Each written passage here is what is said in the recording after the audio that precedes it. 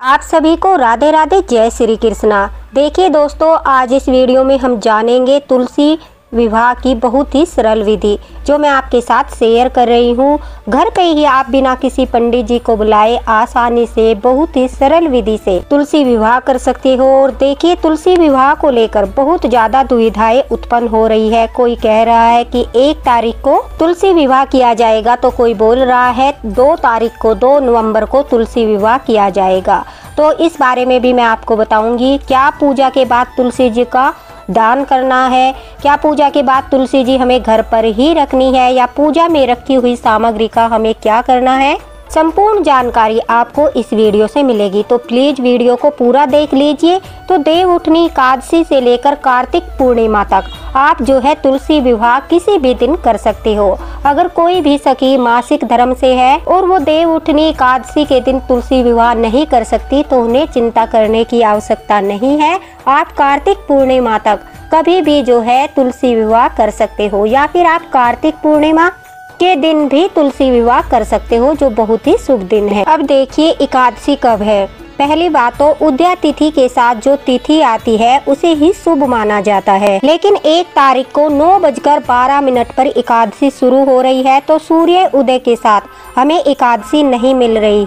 और दूसरा देखिए, यह दशमी युक्त एकादशी है जिसे शुभ नहीं माना जाता। शास्त्रों में भी लिखा है कि दशमी युक्त एकादशी का व्रत नहीं करना चाहिए। तो एकादशी का व्रत भी 2 तारीख को किया जाएगा और तुलसी विवाह भी 2 तारीख को करना उत्तम रहेगा, क्योंकि इस दिन देखिए द्वादशी तिथि शुरू हो जाएगी। और पद्म पुराण में ऐसा वर्णित है कि द्वादशी युक्त अगर हम तुलसी विवाह कराते हैं तो बहुत ही ज्यादा फलदायी होता है। लेकिन अगर आपके मन में किसी भी तरह की दुविधा या शंका है तो आप पूर्णिमा 5 तारीख को भी तुलसी विवाह कर सकते हो। बाकी देखिए, आपको जैसा भी लगे, आपके यहाँ पर जिस प्रकार से हो रहा है आप उसी प्रकार से करिए। चलिए अब बात करते हैं तुलसी जी के विवाह के बारे में। देखिए, तुलसी जी का विवाह शालिग्राम जी के साथ कराया जाता है, लेकिन सभी के घरों में शालिग्राम नहीं होते। तो आप विष्णु भगवान जी की फोटो के साथ, आपके घर में अगर लड्डू गोपाल की सेवा होती है तो उनके भी साथ आप तुलसी विवाह करा सकते हो। अच्छा, दूसरा सवाल है कि तुलसी विवाह वाले दिन हमें व्रत करना है या नहीं करना है। देखिए, यह बहुत ही ज्यादा फलदायी एकादशी होती है, देव उठनी एकादशी। अगर आप एकादशी के व्रत पकड़ना चाहते हो, प्रारंभ करना चाहते हो, तो इस दिन से आप अपने एकादशी के व्रत भी प्रारंभ कर सकते हो, क्योंकि सभी शुभ कार्य इस दिन से प्रारंभ हो जाते हैं।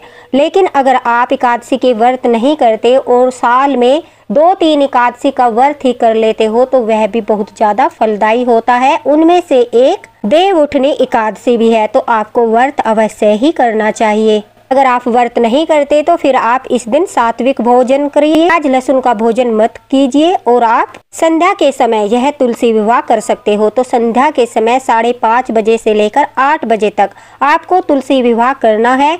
विवाह से पहले देव जरूर उठाए।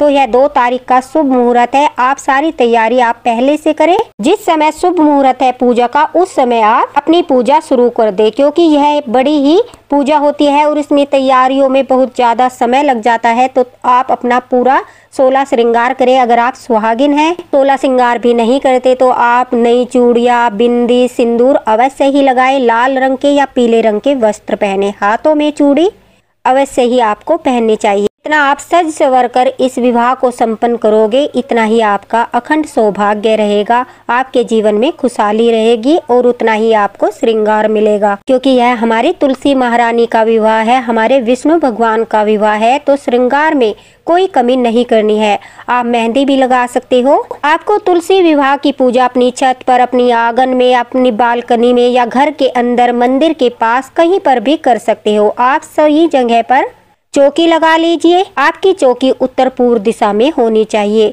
तो वहाँ पे आप अच्छे से साफ सफाई कर ले, गंगा जल छिड़क ले। उसके बाद हल्दी से सात्विक बनाकर अपनी चौकी को लगाए। रंगोली भी बना सकते हैं। हमने ऊपर से चौकी रखी है, फिर हमने माता रानी को, अपनी तुलसी माता को भी देखिए इस प्रकार से सजा दिया है। जो तुलसी माता का गमला आप रखते हो उसे आप वस्त्र पहना सकते हो, अच्छे से सजा सकते हो, फूलों से सजा सकते हो। पूजा करते समय आप जो है लाल रंग की चुनरी अवश्य ही पहनिए। लाल रंग की चुनरी सुहाग की निशानी होती है, इसलिए लाल रंग की चुनरी पहनकर ही इस पूजा को करें। देखिए, इस पूजा को कुंवारी कन्याएं भी कर सकती है।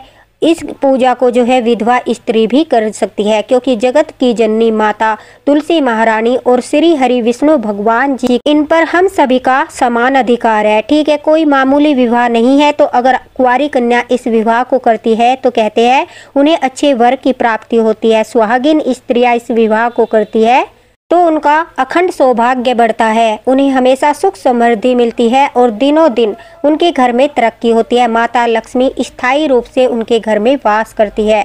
और अगर विधवा स्त्री इस विवाह को संपन्न करती है तो उन्हें परमलोक दोनों और यमलोक में सुख प्राप्त होता है और अंत में वैकुंठ धाम प्राप्त होता है, वहां पर उन्हें वास मिलता है। तो इस पर सभी का समान अधिकार है, सभी स्त्रियां तुलसी विवाह कर सकती है और यह शास्त्रों में भी पूर्ण रूप से लिखा हुआ है। तो यहाँ पर देखिए, हम सबसे पहले अपनी चौकी पर तुलसी महारानी जी को विराजमान करेंगे। उसके पश्चात हम तुलसी माता के गमले को अच्छे से सजा लेंगे, वस्त्र भी पहना सकते हैं। गणेश जी भगवान को विराजमान करेंगे, क्योंकि गणेश जी भगवान के बगैर सब पूजाएं अधूरी होती है, इसलिए हम गणेश जी भगवान को विराजमान करेंगे। अगर हमें विष्णु भगवान के साथ तुलसी विवाह कराना है तो हम सत्यनारायण भगवान की, विष्णु भगवान की कोई भी प्रतिमा चित्रपट रख लेंगे। लड्डू गोपाल के साथ विवाह संपन्न कराना है तो श्रृंगार करके ठाकुर जी को विराजमान करेंगे। अगर शालिग्राम के साथ विवाह संपन्न करना है तो हम शालिग्राम जी को तुलसी जी के पास रखेंगे।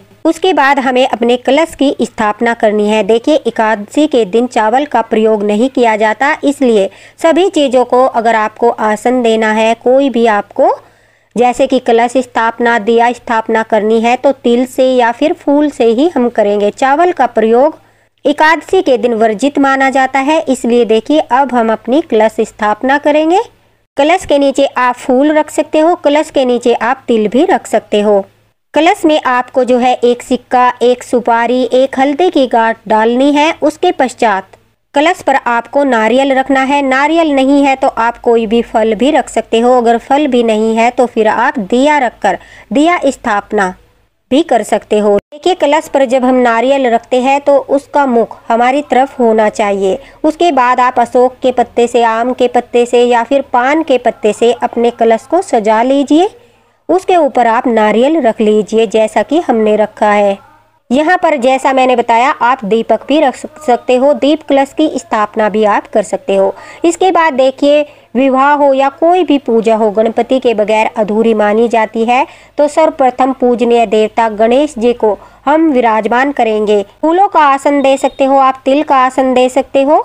सफेद तिल आपको लेने हैं, काले तिल आपको नहीं लेने हैं। सफेद तिल से हमें आसन देना है। फिर उसके पश्चात हमें अपना दिया प्रज्वलित करना है। दिए की प्लेट में आप फूल से सजा सकते हो। दिए के नीचे आप जो है तिल रखकर सात्विक बना सकते हो, रोली से, चंदन से या फिर सिंदूर से। फिर हमें अपना दिया प्रज्वलित करना है। देखिए, सभी को हमें जल से और पुष्प से स्नान कराना है।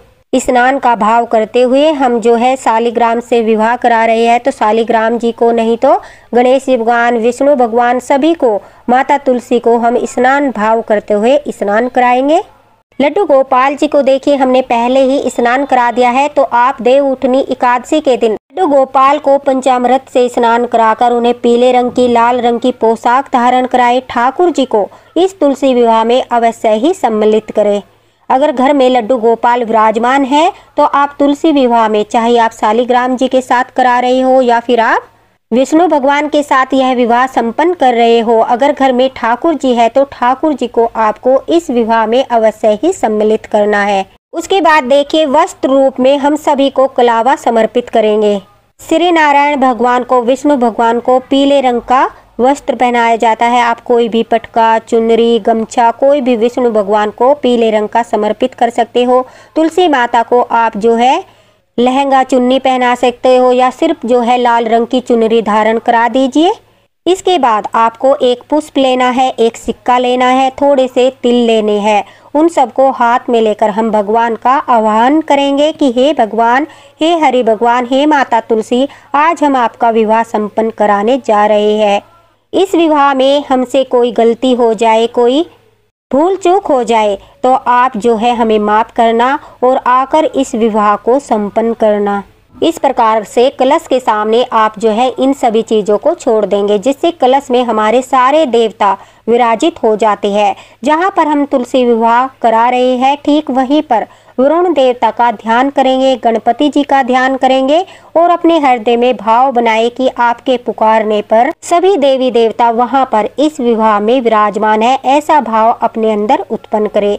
अब आप उनका पूजन कर रहे हैं तो सभी को आप चंदन से, हल्दी से, रोली से तिलक करें, तिल चढ़ाए। और एकादशी के दिन अगर आप विवाह करा रहे हैं चावल का प्रयोग नहीं किया जाता। अगर बाकी के दिन में आप जो है यह विवाह संपन्न कराते हो तो आप अक्षत का प्रयोग कर सकते हो। उसके बाद आप जनेऊ चढ़ा देंगे। हम सबसे पहले जो है सभी को पुष्प समर्पित करेंगे।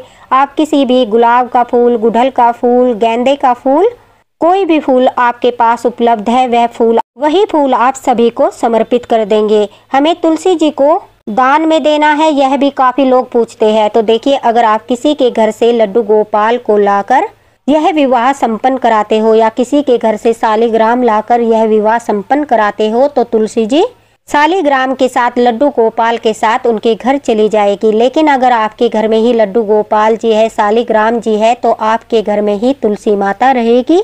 इसके बाद देखिए, सबसे पहले हम माता का श्रृंगार करेंगे। हम जो है तुलसी माता और भगवान विष्णु की हल्दी की रस्म करेंगे। कच्चे दूध में हल्दी को भिगोकर सबसे पहले हम विष्णु भगवान को हल्दी लगाएंगे। फिर वही हल्दी हम जो है तुलसी माता को लगाकर हल्दी का नेक करेंगे। उसके बाद हम मेहंदी की रस्म करेंगे। थोड़ी सी मेहंदी को घोलकर पहले हम विष्णु भगवान को लगाएंगे। उसके पश्चात वही मेहंदी हम जो है तुलसी महारानी को लगाएंगे। यह हमारी मेहंदी की रस्म हो जाएगी, हल्दी की रस्म हो जाएगी। उसके बाद हम तुलसी माता का श्रृंगार करेंगे। उन्हें चूड़ी पहनाएंगे, बिंदी लगाएंगे, काजल लगाएंगे। सारा श्रृंगार आप कर सकते हो। बस आपको यह ध्यान रखना है कि श्रृंगार करते समय तुलसी माता का कोई पत्र न टूटे, तुलसी माता की कोई टहनी न टूट जाए। बड़े ही प्रेम से सावधानी पूर्वक आपको तुलसी माता का श्रृंगार करना है। अगर श्रृंगार करते वक्त आपसे कोई टहनी टूट जाती है, पत्र टूट जाता है तो दोष लगता है। इसलिए सावधानी पूर्वक आपको सब कुछ करना है। आपको चुनरी पहनानी है। बिछवे हमें जरूर ही तुलसी माता को समर्पित करने हैं। बिछवे, आलता, काजल, बिंदी, ये सभी सुहाग की चीजें तुलसी माता को हम समर्पित करेंगे।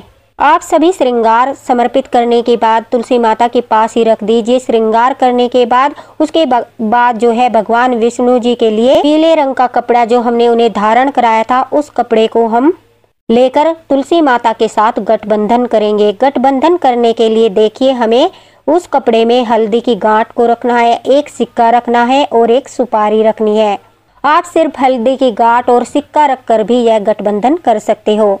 तो देखिए, इस प्रकार से हमें गठबंधन करना है और बीच में थोड़ी सी जगह छोड़नी है जहां पर हम तुलसी माता की चुनरी के साथ भगवान विष्णु का यह गठबंधन जोड़ देंगे। देखिए, अगर आपकी तुलसी माता और विष्णु भगवान के बीच में ज्यादा दूरी है तो आप कलावे से भी इस गठबंधन को जोड़ सकते हो। नहीं तो आप सीधा तुलसी महारानी की और विष्णु भगवान के गमछे की, जो भी आपने समर्पित किया है, जहाँ पर आपने गठबंधन लगाया है, वहां से उन्हें एक साथ जोड़ दीजिए। उसके बाद हमें भगवान विष्णु को केले का भोग जरूर लगाना है। भगवान विष्णु जी को के बाद भगवान विष्णु को हमें केले का भोग अवश्य लगाना है, सिंघाड़े का भोग लगाना है। आप 5 प्रकार के फल ले सकते हो। जो भी फल आपके पास उपलब्ध है वो फल ले सकते हो। मिठाई का भोग हमें लगाना है। इस प्रकार से लड्डू, बर्फी, पेड़े, कुछ भी आप भोग लगा सकते हो। अगर मिठाई न हो तो सिर्फ पतासे का भोग आप लगा सकते हो।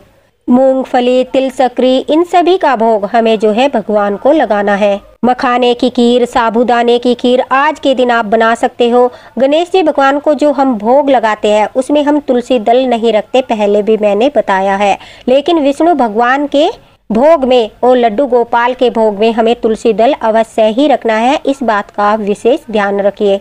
इसके बाद देखिए, हमें जयमाला की रस्म करानी है। हम 2 जयमाला ले लेंगे और भगवान विष्णु के हाथ से स्पर्श कराकर हम जो है तुलसी माता को माला पहनाते हैं और तुलसी माता से स्पर्श कराकर हम विष्णु भगवान को माला पहनाते हैं। तो पहले हम विष्णु भगवान को माला पहनाएंगे, उसके पश्चात हम तुलसी माता को माला पहनाएंगे। यह वरमाला की हमारी जयमाला की रस्म पूरी हो जाएगी। देखिए, बड़े भाग्यशाली होते हैं जो तुलसी विवाह कराते हैं, तुलसी नारायण का विवाह कराते हैं। तो जब आप जयमाला डालो उस समय फूल अवश्य ही डालो। इसके बाद देखिए, गणपति जी को दुर्वा चढ़ाइए।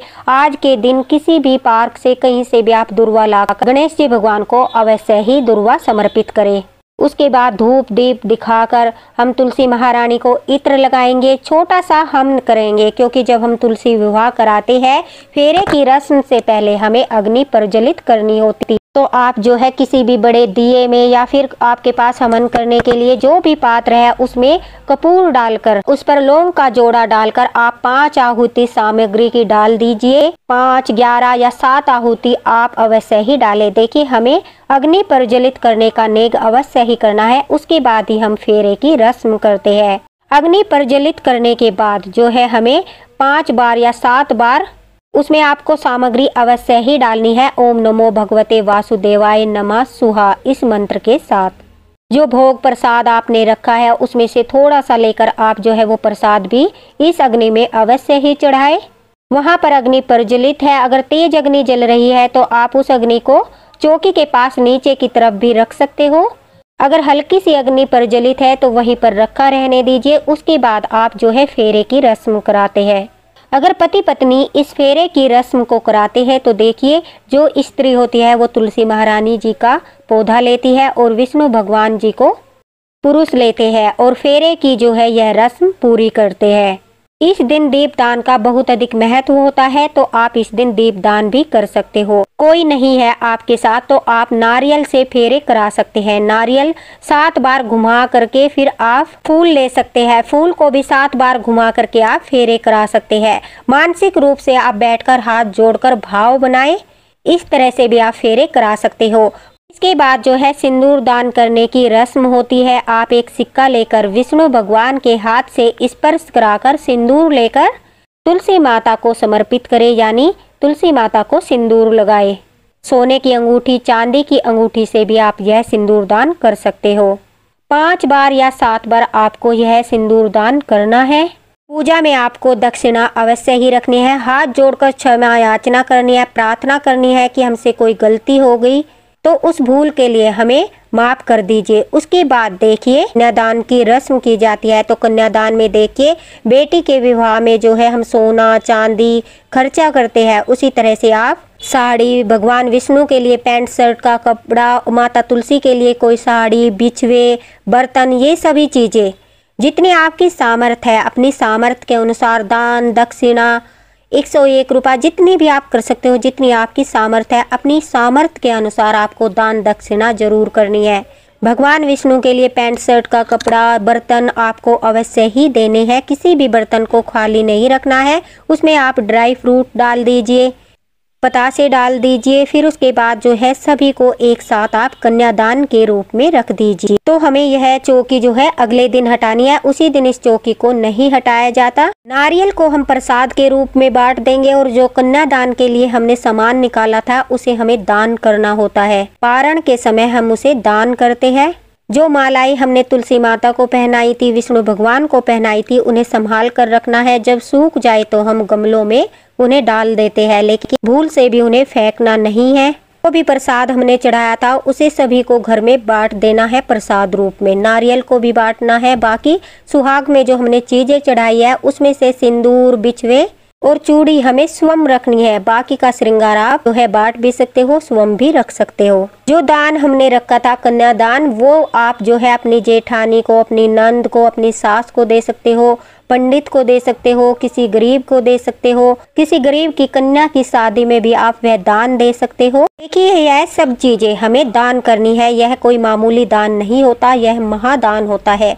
तुलसी विवाह में किया गया दान होता है, शालिग्राम भगवान की शादी में किया गया दान होता है, जो अनंत गुना होकर हमें वापस मिलता है। यानी जितना हम इस दिन दान करते हैं तो उसका अनंत गुना फल हमें प्राप्त होता है। अन्न हो, धन हो, वस्त्र हो, बर्तन हो, जो भी हम दान करते हैं कन्यादान में, उसका अनंत गुना हमें प्राप्त होता है। इसलिए कन्यादान अवश्य ही करें और उस दान को फिर पारण के समय द्वादशी के दिन या जिस दिन हम पारण करते हैं उस दिन उस दान को दान कर दीजिए। अपनी सामर्थ्य के अनुसार आपको यह दान निकालना है। अपनी सामर्थ्य के अनुसार आपको जो है यह कन्यादान करना है, जो आप प्रसन्नता पूर्वक कर सको। तो यह थी सारी जानकारी, सरल विधि तुलसी विवाह की। अगर आपको वीडियो अच्छा लगा हो तो ज़्यादा से ज़्यादा शेयर करना।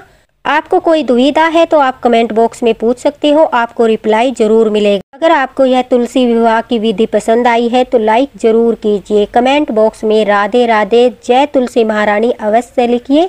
इसी के साथ राधे राधे, हरे कृष्णा। मिलते हैं अगले वीडियो में। आप सभी को तुलसी विवाह की हार्दिक शुभकामनाएं। राधे राधे।